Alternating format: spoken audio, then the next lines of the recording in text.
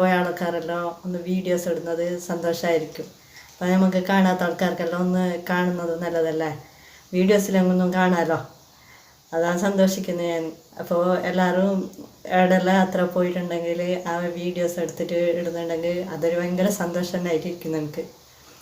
വീഡിയോസിലെങ്കിലും യാത്ര ചെയ്യുന്ന സ്ഥലമെല്ലാം എവിടെയെങ്കിലും കാണുന്ന അത് വലിയ സന്തോഷമായിരിക്കും എനിക്ക്. ഇന്നലെ ഞാൻ കുറേ വർഷം മുമ്പാണ് പിന്നെ ബേക്കലം ബീച്ചിലേക്ക് പോയത്. ഇന്നലെ ആ ബീച്ചൊക്കെ കാണുമ്പോൾ ഭയങ്കര ഒരു സന്തോഷം തോന്നി. അന്നുണ്ട പോലെ ഒന്നുമല്ല ഇന്ന് ആ ബീച്ചെല്ലാം ഉള്ളത്.